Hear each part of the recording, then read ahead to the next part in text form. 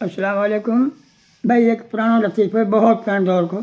उन दिनों में एक चूड़ा कर रख रहा, वे बस गाँव में देहातन में चूड़ी नहीं बेच सक रहा। उनकी पे बड़ी सारी छाप रही, जैसे रहे पटारी जहाँ श्याम मुझे रहे, ऐसी जैसे बड़ी पटारी रह गई और वहाँ में वह चूड़ी में भर रखे है और चूड़ी ने धर के है नहीं और सिर पे बड़ो सारा पग बांध के मुढ़ाए सो और वहाँ के ऊपर धर के सिर पे और वे बाजारन में डोले।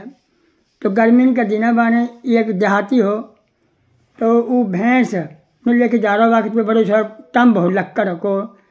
तो जैसे हम तो कहा हम आते हैं घेस लो, वो आके पे डंडो बहुत मोटो सारा कोई 15 किलो को।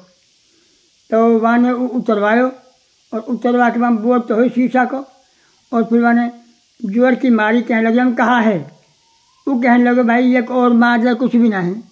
तो गंवार आदमी वहाँ सिरा सूद ना पड़ी, बाकी तो नुकसान कर दियो। अब ऊपर से कह रहे कहा है मैंने भाई एक और मार है कुछ भी ना है भाई, यही कुछ हो तो तुम बिगाड़ दे मेरा खेल। अच्छा सलाम।